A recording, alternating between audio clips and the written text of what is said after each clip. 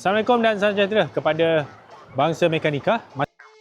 Daripada Bangkok International Motor Show 2026 dan ini adalah siri ke-47. Di sebalik ini, mungkin selepas 5 tahun kebelakangan ni, kami memang setiap tahun kami akan datang ke Bangkok dan juga Jakarta untuk mengupdate dia punya teknologi, model-model baru dan show-show yang ada dekat sini, so kita dapat lebih awal lah daripada apa yang Malaysia dapat. Jadi semua maklumat tu anda boleh lihat di Mekanika Malaysia. Okey, salah satu permata dalam Dewan Pameran Bangkok International Motor Show 2026 iaitu Honda EN2. Tiba-tiba saja kereta ini hadir di pameran ini dan ini pertama kali kami tengok. Dan actually kalau nak cerita pasal EN2 dia asal modelnya ESN2 dekat China, iaitu projek joint venture antara Honda dan juga Honda China, Dongfeng Honda China. So ini projek yang most likely banyak involve China punya teknologi, tetapi model ini juga dia selalu dikaitkan, diidentikalkan dengan Honda Insight generasi baru. Kalau anda tengoklah, kalau anda faham, Honda Insight model yang paling latest. Cumanya yang ini Honda EN1 dia adalah 100% elektrik sebagaimana kereta-kereta China pada zaman ini. Okay, Honda ada kereta elektrik ke? Ada. Kalau dekat Jepun, kereta Jepun lah, yang kecil tu. Kemudian dia ada EN1 yang kita ada dekat Malaysia. Kita jual lebih kurang 130,000. Mahal orang kata. Tahu tak EN1 tu dekat Thailand harga dia 143,000. Lagi mahal daripada Malaysia. Tetapi kalau Honda EN1 tu lebih mirip retrofitting ataupun modified platform HR-V. Ini totally new platform. Bukan new platform jugalah. Dia dihasilkan dalam dua bentuk yang berbeza. Ada satu projek antara Dongfeng Honda, ada lagi satu projek antara GSC Honda. Jadi ada dua produk yang hampir serupa, tapi yang ini adalah projek lebih mirip kepada Dongfeng Honda EN2. Okey, styling kalau kita tengok dari segi reka bentuk apa semua, kalau anda ikut kereta-kereta Honda daripada varian City, hatchback, sedan, Jazz, HR-V, CR-V apa semua, muka dia tidak menggambarkan keluarga Honda sangat. Dia lebih kepada, bukan adik-beradik, dia lebih kepada sepupu.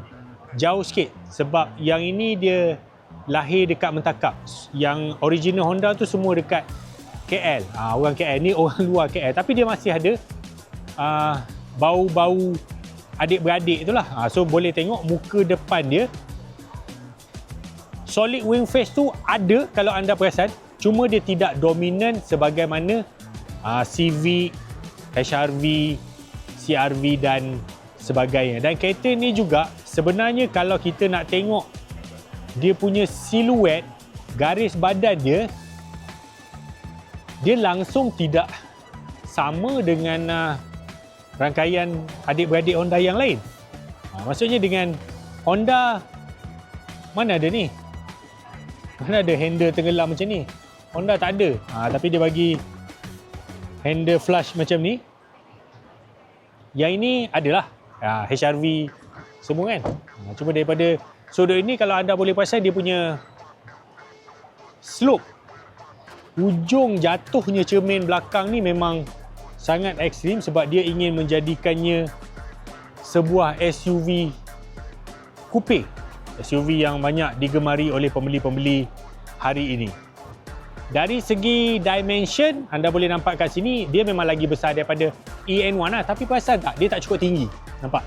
Dia rendah je. Ni. Tapi dia lagi besar daripada, lebih panjang, lebih lebar.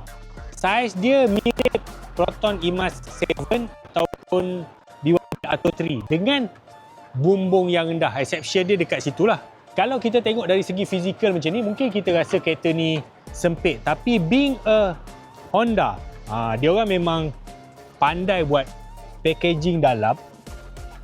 Boleh nampak dekat sini acceptable untuk segmentation SUV ni lah. Masih banyak space lah walaupun tak menggunakan bumbung kaca sepenuhnya. Untuk 4 orang dewasa memang sangat selesa lah. Lantai pun tak berapa tinggi, still tinggi lah untuk standard kereta EV. Tapi kalau compare dengan yang lain-lain, ada lagi kereta yang lebih tinggi daripada ni lah. Cuma selesa lah. Saya boleh kata kereta ni memang selesa. Okey, kita tengok dekat depan dia. Finishing kereta ni kalau kita tengok dia memang tidaklah se-futuristic kereta-kereta China yang dengan lekuk dengan skrin besar apa semua. Dia still nampak simple, ada switch-switch physical, button-button physical. Cumanya dia dah tak adalah tombol-tombol gear tu, dah tak ada. Minimalis yet mengekalkan practicality sebuah kereta jenama Jepun. Kalau kita compare dengan EN1 tu lebih mirip kepada kereta ICE. Yang ini memang kita masuk, kita dah tahu kereta elektrik, kereta EV. So penggunaan warna-warna, sentuhan-sentuhan kontras, warna cerah, warna gelap, gelap lagi kan. Jadi dia rasa hidup dekat dalam ni. Cuma kita tak boleh buka dia punya skrin ni, tak tahu rupa dia macam mana. Dekat Thailand kereta ni belum dijual secara rasmi lah. Katanya mungkin bulan 4 atau bulan 5 dia punya deliverables dia. Harga dia berapa? 171,000 kalau convert duit Malaysia. About 20,000 lebih berbeza daripada EN1. Dan kereta ni juga dia cuma datang dalam single spec saja, iaitu 204 PS, 355 Nm of torque, single motor, 66 kWh bateri, range lebih kurang dalam 400 lebih. Dia sama je, bateri, motor, range, OBC, DC, AC sama dengan EN1. Basically kulit dia je yang lain. Bawah-bawah dia memang semua sama. Dan pelik tidak pelik, kereta elektrik memang macam tu. Sebab dia bukan enjin nak kena fikir mounting point, nak kena fikir macam mana drive shaft nak lalu. Tak, dia senang je. Dia motor, drive, bateri tempat yang sama, capacity je.